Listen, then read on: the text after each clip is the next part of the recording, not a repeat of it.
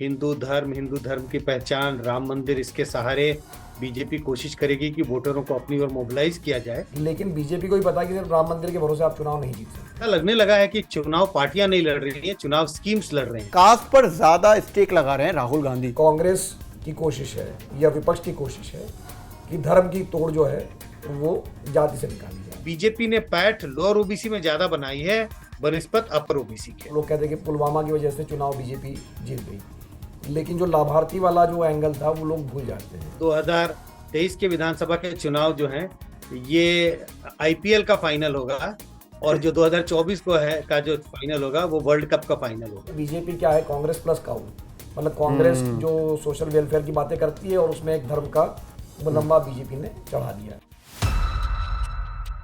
नमस्ते, मैं अविचल दुबे न्यूज़ तक के इस खास कार्यक्रम साप्ताहिक सभा में आप सभी का इस्तकबाल करता हूं। क्या देश में एक बार फिर 30 साल बाद एक कमंडल वर्सेस मंडल वाली राजनीति रिपीट होने जा रही है? दरअसल जिस तरीके से दो पार्टी के बीच में एक ट्रेंड लाइन देखा जा रही है, खासतौर पर बीजेपी वर्सेस कांग्रेस में, जिस तरीके से प्रधानमंत्री नरेंद्र मोदी ने राम मंदिर का खास तौर पर जिक्र किया है और उन्होंने कहा कि भगवान राम बस आने वाले हैं और शताब्दियों के बाद मंदिर में राम की प्रतिमा होगी। वहीं जब स्पेशल सेशन हुआ पार्लियामेंट का तो राहुल गांधी ने अपना एक टर्न लिया और उसमें उन्होंने कहा कि देश में जातीय जनगणना जो है सबसे ज़रूरी है, ये देश के लिए एक्सरे होगा। 2024 के लिए दोनों पार्टीज़ ने, दोनों खेमे ने अपने अपने जो मुद्दे हैं उनको पक्का कर लिया है। क्या जाति वर्सेस धर्म की ये 24 की लड़ाई होने जा रही है या इसमें एक गारंटी भी है?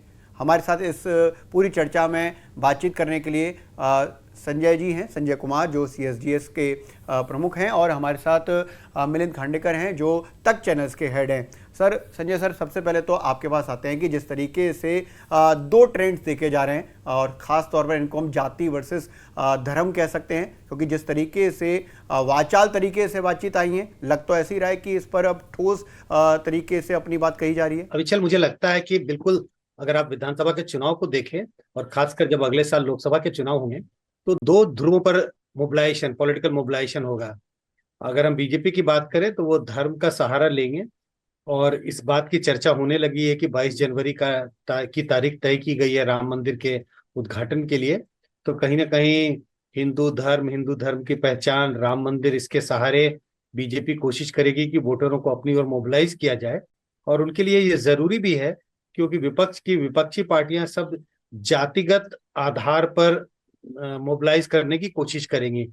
जो ओबीसी जनगणना की बात हो रही है, इसके सहारे तमाम विपक्षी पार्टियां ये कोशिश कर रही है कि इस बात के लिए प्रचार प्रसार किया जाए कि ओबीसी की गिनती होनी चाहिए, और इसकी गिनती नहीं करवाने का अगर कोई दोषी है तो वो बीजेपी है। तो दो ध्रुवों पर मोबिलाइजेशन की पूरी पूरी कोशिश होगी आने वाले विधानसभा चुनाव में और आने वाले लोकसभा चुनाव में भी।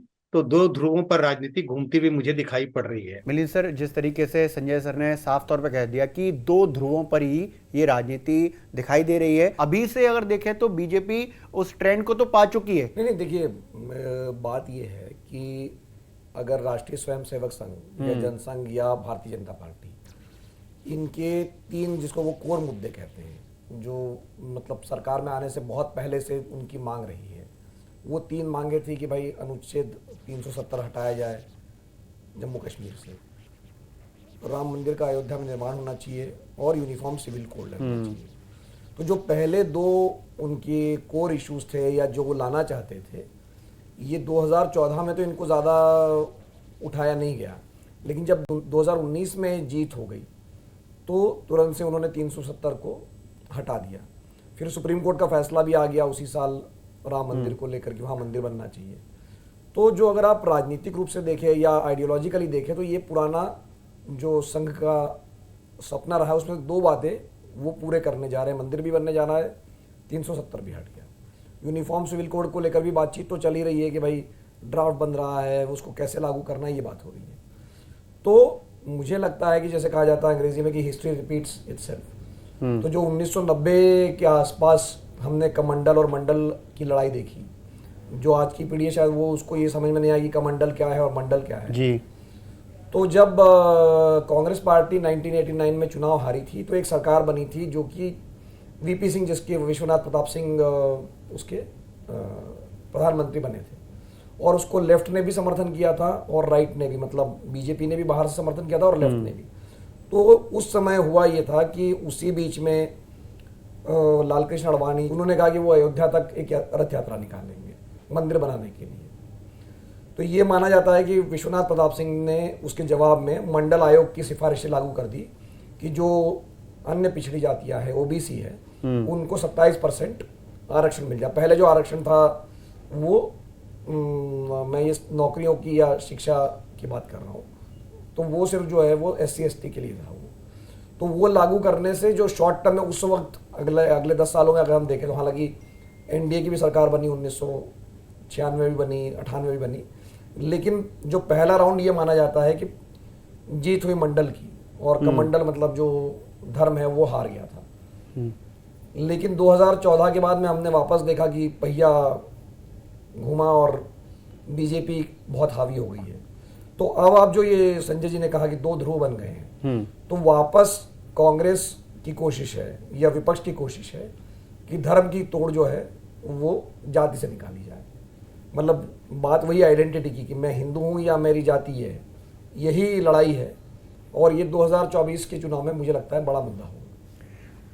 2024 के चुनाव में ये बड़ा मुद्दा होगा। इसको लेकर ज़रा एक डेटा पर भी ध्यान दे लेते हैं। हमारी स्क्रीन पर भी वो डेटा आ जाएगा जिसको संजय सर ने द इंडियन एक्सप्रेस में लिखा है और बताया है उस पूरे आर्टिकल को। तो 2004 की अगर हम बात करें तो बीजेपी के पास जो ओबीसी वोट था, ओबीसी की चर्चा बहुत ज़्यादा है, तो वो करीब 23% था, और ये अब बढ़कर जो है 2019 में जब उनकी जीत हुई, 14 में भी जीत हुई, 19 में भी जीत हुई, तो वो 44% आ गया। और सर्वे अब ये बता रहे कि वो इस बार 45% हो सकता है। कांग्रेस के पास जो 2004 में 24% था वो 2009 में भी 24 रहा, लेकिन 2014 और 2019 जहां पर भयंकर बड़ी हार हुई वहां वो केवल 15% रह गया। लेकिन सर्वे अब बता रहे हैं कि ओबीसी की जब बात कर रहे हैं तो वो 2024 में आकर 27% हो सकता है।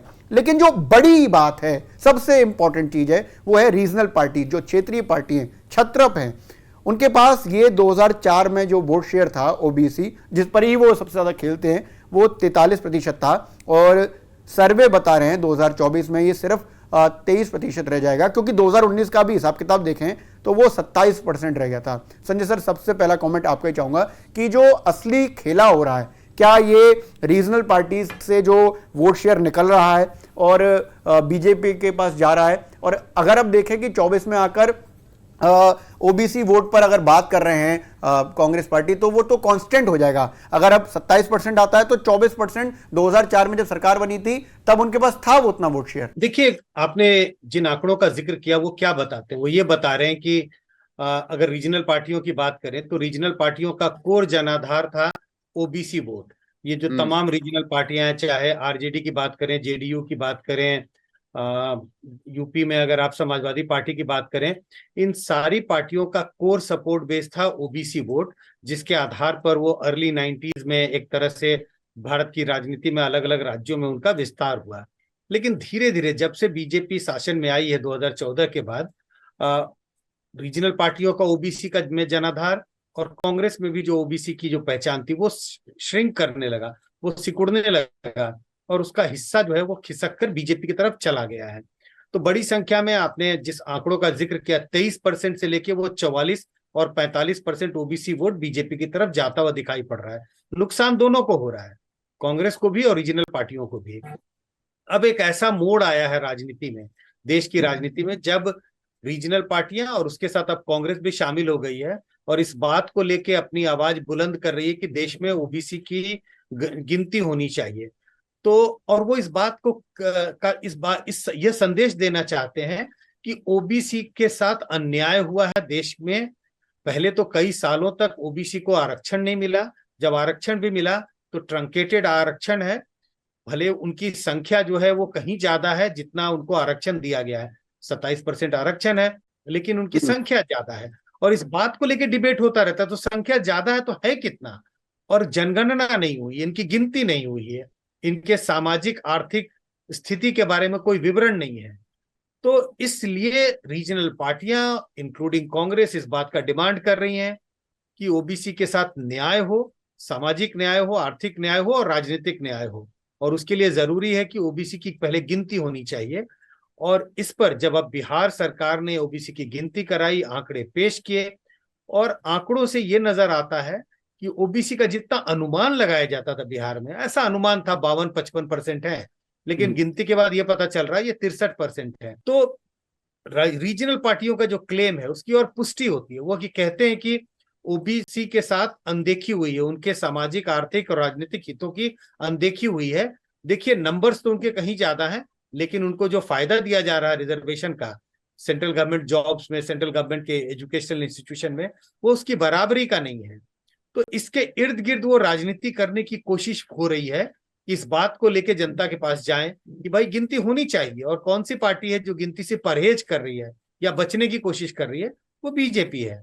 तो इसी बात का सहारा लेकर रीजनल पार्टियां और कांग्रेस 2024 के चुनाव में जनता के बीच में जाने की पूरी पूरी कोशिश करेंगे। 2024 के चुनावों में पूरी कोशिश जो है वो इस वजह से है कि देखिए कि ये जो रीजनल पार्टीज़ हैं वो इसका फ़ायदा लेना चाहती हैं। लेकिन अगर हम देखें सर, ये इस ट्रेंड लाइन पर अगर आप एक बार बात बताएं हमें कि जिस तरीके से रीजनल पार्टीज़ का जो वोट शेयर श्रिंक हुआ है, लेकिन अगर कांग्रेस की बात करें 2014-19 जहां पर बड़ी हार हुई वहां पर उनको बहुत नुकसान हुआ, लेकिन अब सर्वे बता रहा है कि ये उस अवस्था में आ सकते हैं जब 2004 में सरकार बनाई थी, उससे ज्यादा भी आ सकते हैं। तो हम बार बार एक बात कह रहे हैं कि जब कांग्रेस का वोट शेयर, अभी तो मैं ओबीसी की बात भी नहीं कर रहा हूँ, अच्छा, मान लीजिए इंडिया गठबंधन का वोट शेयर अगर बढ़ रहा है या बहुत कम हो गया है, या कांग्रेस का वोट शेयर बढ़ रहा है, तो वो दक्षिण की राज्यों से बढ़ रहा है, मतलब जो गेन हो रहा है कांग्रेस को प्राइमरीली, तो वो बीजेपी को नुकसान कर रहा है क्या?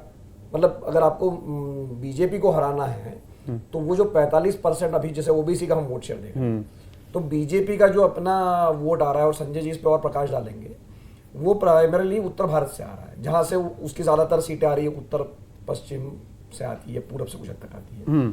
तो कहने का आशय ये है कि ये जो जाति का कार्ड जो है, अगर उत्तर भारत में काम करेगा, या अभी अगर सर्वे जो 2023 का देखे जब जाति की भी बात होना शुरू हो गई थी, तो बीजेपी का वोट घटता हुआ नहीं दिख रहा है। आप ये बात को समझिए कि बीजेपी अभी भी जो है, अगर आप देखिए तो बढ़ी है, अगर 2019 के मुकाबले भी देखें आप, तो वो 1% का इजाफा ही हुआ है। तो जब तक अगर आप बीजेपी का वोट शेयर पिछड़ी जातियों में कम नहीं करेंगे, तब तक आप उनको सीटें कम करना मुश्किल होगा। और दूसरी बात जिसपे मैं संजय जी की भी राय चाहूंगा कि बीजेपी ने क्या किया कि जो ओबीसी में भी जो प्रभावशाली जातियां थी उनको एक तरफ करके बाकी जातियों को अपने पास करने की कोशिश की है, कि यादवों को उन्होंने एक तरफ कर दिया, बाकी जातियों को बिहार में या यूपी में अपनी तरफ से करने की कोशिश। तो ओबीसी मतलब कोई एक जाति नहीं है, अनेक जातियां हैं।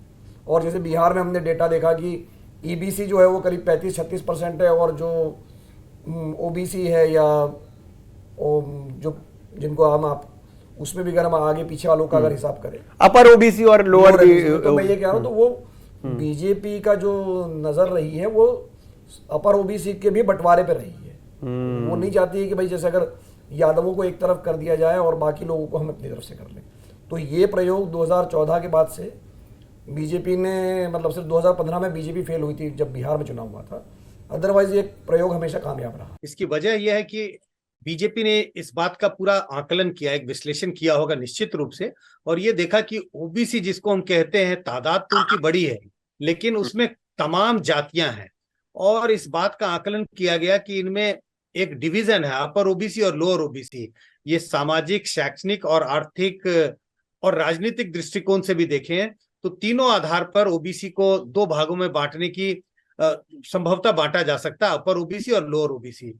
और अपर ओबीसी में हर राज्य में 2-3 कास्ट ही आते हैं, और ये अपर ओबीसी जो कास्ट हैं वो किसी एक पार्टी के साथ खड़े दिखाई पड़े हैं। पिछले 40 साल के इतिहास को देखें और खासकर आप पोस्ट मंडल देखें तो बड़े साफ तौर पे दिखाई पड़ता है। उदाहरण के तौर पर अगर हम यादव वोटरों की बात करें, यादवों की बात करें, तो अगर बिहार में आप देखें आरजेडी के साथ उनका एक तरह से अनऑफिशियल गठबंधन, मतलब यादवों का वोट आरजेडी को भरपूर मिलता रहा है बिहार में। अगर यूपी की बात करें तो समाजवादी पार्टी को वो वोट करते रहे हैं। इसी तरह से अगर कुर्मी वोटरों की बात करें तो बिहार में वो जेडीयू के साथ हैं। तो अगर यूपी की बात करें तो वो अपना दल के साथ दिखाई पड़ते हैं। तो बीजेपी ने क्या किया? बीजेपी ने इस बात का अंदाज लगाया कि ये अपर ओबीसी जो है, तो इन्होंने जो उनको छोड़ जो तमाम जो दूसरे 40 50 60 ओबीसी जातियां हैं, जो लोअर ओबीसी जिनको कहते हैं, और लोअर ओबीसी क्यों कहते हैं, क्योंकि वो सामाजिक आर्थिक राजनीतिक दृष्टिकोण से अपर ओबीसी की तुलना में पिछड़े हैं, उन्होंने उनमें पैठ बनाने की कोशिश की। और पैठ कैसे बनाया, राजनीतिक उनको पॉलिटिकल रिप्रेजेंटेशन दिया, पार्टियों में उन्हें पद देने की पहल की गई, और इस बात का एक तरह से प्रचार प्रसार किया गया कि ओबीसी के लिए जो कुछ भी आरक्षण या सरकार ने जो कुछ भी सुविधाएं दी हैं, उसकी मलाई अगर कहें तो दूध की मलाई, ऊपर के जो अपर ओबीसी कास्ट के जो 3-4 कास्ट हैं, उन्होंने उसकी सारे फायदे उठाए और ये सारे लोग वंचित रह गए। तो आंकड़ों के नजरिए से भी जब ये उनके सामने पेश किया जाता है, जब ये दिखाया जाता है कि अगर रिजर्वेशन 27% है, तो इसमें कितने अपर ओबीसी कास्ट के लोगों ने फायदा उठाया और लोअर ओबीसी कास्ट को क्या मिला, तो ये संदेश बहुत aggressively BJP lower OBC caste के बीच में ले गई। और जिन आंकड़ों का आप जिक्र कर रहे हैं, जो मैंने एक लेख के माध्यम से इंडियन एक्सप्रेस में छापा है, साफ दिखता है। आप अगर ओबीसी के बीच में भी देखें तो बीजेपी ने पैठ लोअर ओबीसी में ज्यादा बनाई है बनिस्पत अपर ओबीसी की। देश में वर्ल्ड कप चल रहा है और कहते हैं ना कि ये पिच किसके लिए मुफीद है, क्या गेंदबाजी के लिए मुफीद है या बल्लेबाजी के लिए मुफीद है, या किस टीम के लिए इस पर बेहतर प्रदर्शन हो सकता है। तो अगर 24 के लिए अगर जो पिच तैयार की जा रही है तो उसमें कास्ट वाला इशू ज़्यादा बड़ा होगा या धर्म वाला इशू होगा, क्योंकि कास्ट पर ज़्यादा स्टेक लगा रहे हैं राहुल गांधी। उन्होंने स्पेशल सेशन के बाद से सबसे ज़्यादा अगर किसी चीज़ की चर्चा करी है तो वो कास्ट सेंसस की चर्चा करी है, और ये शायद कांग्रेस इस पर इतनी बात नहीं करती थी। नहीं, देखिए, कांग्रेस की जो बात नहीं करना, वो तो हम पहले ही बात कर चुके हैं कि 10 साल पहले तक राहुल गांधी कहते थे कि जो आइडेंटिटी पॉलिटिक्स है देश में बंद होनी चाहिए, विकास की बात होनी चाहिए, मतलब जाति और धर्म के बारे में राजनीति नहीं होनी चाहिए। लेकिन वही अब राहुल गांधी को ये समझ में आ गया या उनको समझा दिया गया है कि भाई अगर ये जो रीजनल पार्टियां हैं वो कांग्रेस का वोट लेके चली गई है, तो इसको दोबारा अगर लाना है ओबीसी वाला वोट, तो उनको कुछ इस तरह की राजनीति करनी पड़ेगी। तो ये एक वजह है जो मुझे लगता है इन्होंने इसको एग्रेसिवली उठाना शुरू किया, क्योंकि अगर अदरवाइज देखिए आप कि पहले कांग्रेस ने इसका विरोध किया, इवन जो महिला आरक्षण को लेकर जब ओबीसी की बात हुई थी आरक्षण की, तो उसको नहीं माना है। तो अब मान रहे हैं, इसका मतलब ये है कि अब इनको रियलाइज हो रहा है कि भाई अगर हमको उस धर्म का मुकाबला करना है तो ये जाति ही हमारे सहारा बनेगी। तो ये अगर आप कांग्रेस की नज़र से देखें, हाँ। लेकिन अगर आप बीजेपी की नज़र से देखें, और अगर आपको याद होगा कि प्रधानमंत्री ने एक बैठक में कहा था, जो कि अनऑफिशियली खबर बाहर आई थी, कि राम मंदिर बनाने से या इससे हमको कोई वोट नहीं मिलने वाले हैं, मतलब हमारे जो विकास के काम है वही हमको वोट दिलाएंगे। तो मुझे हमेशा एक बात लगता है, और संजय जी भी इससे मतलब हम सुनेंगे उनकी बात को इस बारे में, कि देखिए जो 2019 में भी एक जो भावनात्मक मुद्दा बना पुलवामा, और लोग कहते हैं कि पुलवामा की वजह से चुनाव बीजेपी जीत गई, लेकिन जो लाभार्थी वाला जो एंगल था वो लोग भूल जाते हैं। और अगर अब अभी आप इंडिया टुडे का जो सी का सर्वे आया है अगस्त महीने में, तो उसमें लोगों से पूछा गया कि आप बीजेपी को वोट क्यों देंगे, तो पहले नंबर पे लोगों ने कहा कि नरेंद्र मोदी की वजह से देंगे, 40 से 44% लोगों ने। फिर कहा कि विकास की वजह से, मात्र 14% लोगों ने कहा कि हिंदुत्व की वजह से। तो मेरा ये मानना है कि नेचुरली ये भावनात्मक मुद्दा है कि आपने राम मंदिर बना दिया, लेकिन बीजेपी को भी पता है कि सिर्फ राम मंदिर के भरोसे आप चुनाव नहीं जीत सकते। इसीलिए अगर आप देखेंगे कि जो अगले महीने एक रथ यात्रा निकलने की बात हो रही, जिसकी कांग्रेस ने और विपक्ष ने निंदा की है कि भाई आपने सरकारी अधिकारियों को भी रथ यात्रा में निकाल दिया है या उनको रथ प्रभारी बना दिया है, तो वो क्यों किया जा रहा है? उसके पहले प्रधानमंत्री का एक बयान आया था कि जो लाभार्थी है या लोगों को जो सरकारी स्कीम्स का बेनिफिट मिल रहा है उसका एकदम सेचुरेशन लेवल पे होना चाहिए, मतलब कोई छूटे ना, जो हकदार है वो मिले। तो ये राम मंदिर भले ही अगर आप एक पोस्चरिंग के लिए कह लीजिए या दिखाने के लिए कह दीजिए, मतलब उसको उस पर हल्ला ज़रूर है, उस पर बहस ज़रूर है, लेकिन जो काम दूसरी तरफ किया जा रहा है वो ये लाभार्थी वाला भी है। तो मतलब सिर्फ जब आप पिच की बात कर रहे हैं तो कोई एक स्पिन बॉलिंग या तेज बॉलिंग से मैच नहीं जीता सकता है, कॉम्बिनेशन ऑफ इश्यूज जो है वो दोनों तरफ से काम करेंगे। तो जैसे बीजेपी ने अगर मान लीजिए लाभार्थी और धर्म लाया हुआ है, तो कांग्रेस ने भी जाति लाई है, या तो उसको अपना लाभार्थी वाला पैकेज बेहतर करना पड़ेगा या कुछ और करना पड़ेगा। कांग्रेस के पास गारंटी भी है, उसने जो ओबीसी के साथ जो पैक किया है वो गारंटी पैक किया है, वो नई एक राजनीति चल गई है गारंटी वाली। सर आपका कमेंट चाहूंगा इस पर, संजय सर। नहीं, निश्चित रूप से मुझे लगता है कि अगर चुनाव जीतने के लिए किसी एक मुद्दे का सहारा अगर कोई पार्टी लेगी तो वो चुनाव जीत नहीं सकती, उसको एक थोड़ा बहुत तो सक्सेस मिल सकता है, थोड़ा बहुत उन्हें सक्सेस मिलेगा, लेकिन चुनाव अगर अच्छे तरीके से जीतना है, जिस तरह से बीजेपी 2014 या 19 का चुनाव जीत रही है, अगर उस तरह की आपको जीत हासिल करनी है तो किसी एक मुद्दे के सहारे आप जनता के बीच नहीं जा सकते। अगर राम मंदिर के मुद्दे या हिंदुत्व के मुद्दे पर आप जाएंगे, वो बीजेपी का कोर सपोर्ट बेस है जो आपको 18 से 19%, 20% वोट देगा, इससे ज्यादा नहीं देगा।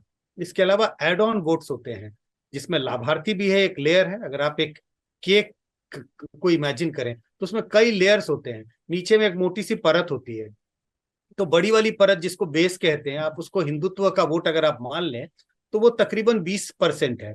इसके बाद आप देखिए 2019 के चुनाव में बीजेपी को 37% वोट आए थे, सिर्फ वो हिंदुत्व का वोट नहीं था। यस, जिसका जिक्र मिलिंद जी कर रहे थे कि वो उसमें पुलवामा और बालाकोट का भी एक लेयर है, लेकिन वो पुलवामा और बालाकोट का तो लेयर हमेशा मिलेगा नहीं, तो लाभार्थी का लेयर चाहिए आपको, आपको सामाजिक समीकरण का लेयर चाहिए, और तो काम का लेयर है। सिर्फ बिना काम के आप बड़ी जीत नहीं हासिल करते, नहीं कर सकते। अगर क्रिकेट की भाषा में जैसे जिक्र किया जा रहा था या चर्चा हो रही थी, भाई मैच जीतने के लिए अगर आपके पास टीम में आपने 8 फास्ट बॉलर रख लिए या 8 स्पिनर रख लिए, सारे गेंदबाज रख लिए, तो आप मैच नहीं जीत सकते। आपको अच्छे बल्लेबाज चाहिए, आपको अच्छे गेंदबाज चाहिए, विकेट कीपर भी अच्छा होना चाहिए और फील्डिंग भी अच्छी होनी चाहिए। सारी टीम अच्छी है लेकिन विकेट कीपर अच्छा नहीं है, तो आपके 22 में बहुत सारे रन चले जाएंगे और आप शायद उसी के कारण मैच हार जाएं। तो उसी तरह से चुनाव जीतने के लिए अगर आपको बड़ी जीत हासिल करनी है, जनता में भरोसा पैदा करना है, जनता से विश्वास हासिल करना है, तो आपको सारी चीजें करनी होंगी। किसी एक मुद्दे के सहारे आप नहीं चुनाव जीत सकते। इसी के लिए 2024 के चुनाव में हो सकता है राम मंदिर उनका कोर मुद्दा हो या वन ऑफ द कोर मुद्दा होगा, लेकिन बीजेपी अपने तमाम कामों का भी जिक्र करेगी जिससे उनको एड ऑन वोट मिलेंगे, और तभी बीजेपी तकरीबन 2019 की अपनी स्थिति पर पहुंच सकती है। अगर वैसा नहीं किया, अगर बीजेपी सिर्फ कोर अपने वोटर पे भरोसा करेगी, सिर्फ राम मंदिर के सहारे जाएगी, तो याद कीजिए 98 और 99 का चुनाव, जब बीजेपी को तकरीबन 23-24% वोट मिलते थे, बीजेपी वहीं सिमट के रह जाएगी। केवल राम मंदिर के सहारे नहीं जा सकते हैं। एक और सवाल मेरा ये है कि जो 5 राज्यों में चुनाव होने वाले हैं और इन पर जो है, इन इश्यूज का क्या बहुत प्रभाव पड़ेगा या फिर वो अपने लोकल इश्यूज की तरह निपटते रहेंगे? जैसे कि मध्य प्रदेश है या राजस्थान है, छत्तीसगढ़ है, यहाँ पर इन इश्यूज का काफ़ी प्रभाव पड़ सकता है, या ये क्योंकि ये यहाँ पर सीधी सीधी फाइट है कांग्रेस वर्सेस बीजेपी, तो फिर वहाँ पर लोकल इश्यूज ज़्यादा हावी रहते हैं? नहीं, मतलब संजय जी इसका बेहतर जवाब दे सकते हैं, लेकिन मुझे ये लगता है कि ये जो राष्ट्रीय मुद्दे हैं इनका कोई बहुत ज़्यादा, वो चाहे राम मंदिर हो या चाहे कास्ट सेंसस हो, जहाँ जाति जनगणना हो, इनका इन राज्यों में, और खास करके जैसे यूपी बिहार जैसे ये राज्य नहीं है जहाँ पर मतलब बहुत, मतलब मैं नहीं कह रहा हूँ कि वहाँ जाति की राजनीति नहीं होती है, लेकिन जो जाति की राजनीति या आइडेंटिटी जितनी ज़्यादा इंटेंस है उत्तर प्रदेश या बिहार में, वैसे मध्य प्रदेश या राजस्थान में उतनी अधिक नहीं है। मैं नहीं कहूँगा नहीं है, उतनी अधिक नहीं है, या छत्तीसगढ़ में। तो मुझे अभी भी लगता है कि वो जो चुनाव है, और हम बार बार एक ही बात कहते हैं कि ये 2023 का फाइनल है, ये 2024 का सेमीफाइनल नहीं है। इसका जो भी नतीजा निकलेगा उससे एक पार्टी को मोमेंटम मिल सकता है, फायदा मिल सकता है, लेकिन ये टीम फाइनल जीत लेगी ये कहना जल्दबाजी होगी। हाँ, वैसे मोमेंटम जो है मिला भी नहीं था 2018 में। यहाँ पर कांग्रेस ने बड़ी जीत हासिल करी थी, बीजेपी को कोई राज्य नहीं मिला था, उसके बाद भी ऐतिहासिक जीत उन्होंने 2019 में हासिल करी थी। सर, आपका इस पर टेक चाहूँगा कि जो राज्यवार चुनाव हो रहे हैं, सर ने कहा कि आप इस पर बेहतर बता पाएंगे कि राज्यवार चुनावों पर कास्ट सेंसस, राम मंदिर, इन इश्यूज़ का ज़्यादा प्रभाव हो सकता है, या फिर वहाँ पर गारंटी स्कीम ही जो है दमदारी से चल रही है, एक तरफ से लाडली बहना योजना, दूसरी तरफ से गृह लक्ष्मी? मुझे तो लगता है कि अगर आप राज्यों के चुनाव को देखें और जिस तरह से रूलिंग पार्टी तमाम स्कीम्स लेके आ रहे हैं वोटरों को लुभाने के लिए, कहने को तो कहते हैं कि वोटरों को हम आम जनता को फायदा पहुंचाने के लिए कर रहे हैं, ऐसा लगने लगा है कि चुनाव पार्टियां नहीं लड़ रही हैं, चुनाव स्कीम्स लड़ रहे हैं। कौन से राज्य में सबसे ज्यादा स्कीम्स दे रही है रूलिंग पार्टी और कैसे वोटरों को अपनी ओर लुभाने की कोशिश कर रही है। लेकिन जो आपका बेसिक सवाल था कि क्या इन मुद्दों का सेंसस की बात हो, राम मंदिर की बात हो, क्या ये मुद्दे ज्यादा हावी होंगे विधानसभा के चुनाव में या लोकसभा के चुनाव में, या विधानसभा के चुनाव में लोकल इश्यूज ज्यादा हावी होंगे? देखिए, ऐसे हमारे पास कई उदाहरण है। 18-19 का जिक्र बार बार होता है। दिल्ली के में भी हम देखते हैं कि लोकसभा के चुनाव में लोग अलग तरीके से वोट करते हैं और विधानसभा के चुनाव में अलग तरीके से वोट करते हैं। ये किस बात का प्रमाण है? ये इस बात का प्रमाण है कि लोग विधानसभा में अलग मुद्दों पर वोट करते हैं और लोकसभा में अलग मुद्दों पर वोट करते हैं। अगर ऐसा नहीं होता तो मध्य प्रदेश, राजस्थान, छत्तीसगढ़ में 6 महीने के अंदर अंदर में लोग अपने वोट देने का जो रुख है या पसंद जो है इतना नहीं बदलते। विधानसभा में तो कांग्रेस को वोट दे देते हैं, लेकिन लोकसभा के चुनाव में बीजेपी को वोट करते हैं इन राज्यों में। इसकी वजह साफ रही होगी, मुद्दे अलग थे वोटरों के मन में। हो सकता है पार्टियां उन्हीं मुद्दों को लेकर चुनाव में गई होगी, लेकिन वोटरों के वोट देने का जो मुद्दा था वो उनके मन में अलग रहा। छत्तीसगढ़ हो, चाहे हम तेलंगाना की बात करें, मिजोरम की बात करें, लोकल मुद्दे ज्यादा हावी होंगे और इसी के लिए कांग्रेस की कोशिश होगी लोकल मुद्दों पर चुनाव लड़ा जाए, खासकर उन राज्यों में जहां उनकी सरकार ना हो। और बीजेपी की कोशिश होगी कि राष्ट्रीय मुद्दों को लेके आए, खासकर उन राज्यों में जहां उनकी सरकार है, क्योंकि अगर मुद्दों पर बात होगी तो जनता के बीच में कुछ ना कुछ तो असंतोष होगा, जो जिन काम को पूरा करने में असफल रही होगी सरकार। लेकिन कुल मिला के अगर आप देखेंगे तो विधानसभा के चुनाव में लोकल मुद्दों की गूंज ज्यादा सुनाई पड़ेगी और नेशनल मुद्दे, राष्ट्रीय मुद्दों की गूंज कम सुनाई पड़ेगी। भारतीय राजनीति में एक चीज ऐड हो चुकी है, धर्म, जाति और गारंटी। देखिए, आपको अगर याद होगा, अरुण शौरी जो कि बड़े पत्रकार संपादक भी रहे हैं और बीजेपी में भी रहे हैं, उन्होंने जो बीजेपी की राजनीति थी, जो वेलफेयर की राजनीति, मतलब जो गारंटी को आप कुछ भी नाम दे दीजिए, तो उन्होंने कहा था कि बीजेपी क्या है, कांग्रेस प्लस काऊ। मतलब कांग्रेस जो सोशल वेलफेयर की बातें करती है और उसमें एक धर्म का मुलम्बा बीजेपी ने चढ़ा दिया। तो ये तो हमेशा से बात रही है। जो संजय जी ने ये बात कही, जो धर्म और जाति वाली या राष्ट्रीय वर्सेस लोकल मुद्दे की, तो मैं एक ताज़ा उदाहरण आपको एक और बता देता हूँ। कर्नाटक चुनाव में बजरंग बली बहुत बड़ा मुद्दा बन गया था कि बजरंग दल पर बैन लग जाएगा। प्रधानमंत्री ने तक कहा कि भाई देखिए, कांग्रेस पार्टी ने हनुमान का अपमान कर दिया, मंदिरों में पूजा अर्चना हुई, आरती हुई, लेकिन कर्नाटक में आपने देख लिया कि क्या नतीजा है। तो मुझे लगता है कि विधानसभा का चुनाव है और केंद्र का चुनाव केंद्र का है। तो धर्म जाति गारंटी जो है वो अभी धर्म जाति अभी इस समय दिखता नहीं है कि राज्यों के चुनाव में अभी जो हो रहे हैं उसमें बहुत ज़्यादा हावी होगी। गारंटी है, जैसे संजय जी ने कहा कि स्कीम ही लग रहा है चुनाव लड़ रही है। तो 2023 का जो फाइनल होने वाला है, एक अच्छा कोट है ये कि ये कोई सेमीफाइनल नहीं है, जो 5 राज्यों का चुनाव है ये फाइनल है। और वहाँ पर एक अलग वर्ल्ड कप कह लीजिए, कोई और ट्रॉफी कह लीजिए, फीफा कह लीजिए, ओलंपिक कह लीजिए, 2024 में वो अलग होगा। इसको इससे कोरिलेट मत करिए। नहीं अविचल, आप ये कह सकते हैं कि जो 2023 के विधानसभा के चुनाव जो हैं ये आईपीएल का फाइनल होगा और जो 2024 को है का जो फाइनल होगा वो वर्ल्ड कप का फाइनल होगा। प्लेयर्स तैयार हो रहे हैं और फिर वो वर्ल्ड कप में कैसा प्रदर्शन करेंगे वो देखना होगा। आप सभी हमारे साथ इस साप्ताहिक सभा में जुड़े, आप सभी का शुक्रिया। सर, आपका खूब खूब शुक्रिया, आपका बहुत सारा धन्यवाद। और हमारे दर्शक हमारे साथ जुड़े, उनका शुक्रिया और आगे जुड़ेंगे ऐसा पूरा विश्वास।